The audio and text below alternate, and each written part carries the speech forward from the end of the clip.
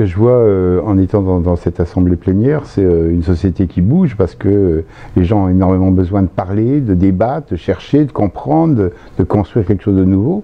C'est passionnant, c'est très frais, c'est même des leçons pour nous, je trouve, parce qu'à un moment où on est dans nos vieilles démocraties qui sont en train de peut-être perdre du sens, etc., on sent que la démocratie, ça a du sens pour les jeunes ici, c'est extrêmement important.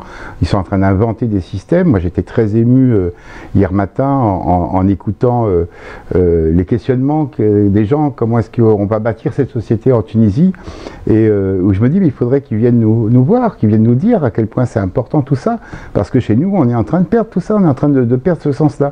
Et donc, le partenariat de société à société, le partenariat entre les deux rives, il a du sens dans les deux sens. C'est ça qui est important. Et je crois que je ne suis pas certain que les Tunisiens se rendent compte à quel point ils peuvent apporter quelque chose de frais, de nouveau, de dynamique aux sociétés, à nos vieilles sociétés européennes qui, soi-disant, connaissent la démocratie et qui, en même temps, n'ont pas conscience du trésor que ça peut être. Et peut-être que, justement, les Tunisiens, dans ce qu'ils sont en train de construire aujourd'hui, peuvent nous dire. Ça a du sens, vous ne vous rendez pas compte combien ça a du sens pour nous. Voilà.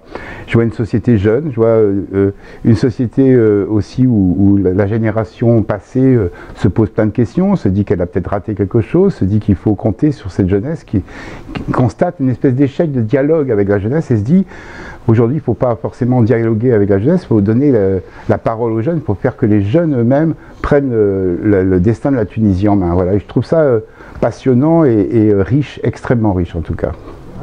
Est-ce qu'on peut justement comparer ou pas? Est-ce qu'on peut se questionner sur la comparaison des différents PCPA? Je pense aujourd'hui, oui, il y a des spécificités dans le PCPA Tunisie.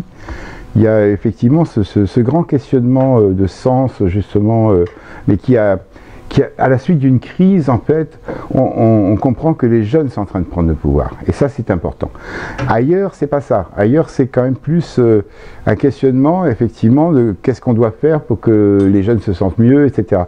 Partout, quand même, malgré tout, on se rend compte qu'il y a un rendez-vous manqué à notre période. C'est celui de ce chaînon essentiel entre la génération d'avant et la génération d'après qui n'a jamais véritablement posé de problème. C'est ça être un homme, c'est être ce maillon. Et on se rend compte qu'à notre époque, on a peut-être loupé cette occasion. On n'a pas su être le maillon entre la génération d'avant et la génération d'après. Et ce questionnement, il est partout, sur tous les territoires. C'est là où on peut aussi travailler ensemble parce que malgré tout, les grands enjeux aujourd'hui sont les mêmes en Tunisie, en Guinée, en France, etc. On parle de l'environnement, on parle de l'employabilité des jeunes, on parle de plein de questions comme ça qui nous touchent aujourd'hui, qui font qu'on se dit que cette planète est petite et que si on ne règle pas les problèmes ensemble, si on n'essaie pas de discuter sur les politiques publiques qui doivent être les nôtres aujourd'hui, on est en danger. Et donc je crois que c'est, oui, chaque pays a sa spécificité, chaque pays essaie d'aborder ça en fonction de son histoire, de sa situation, mais globalement, tout le monde doit avancer sur ces enjeux-là. Et donc je crois qu'on a un formidable travail à faire ensemble. Merci.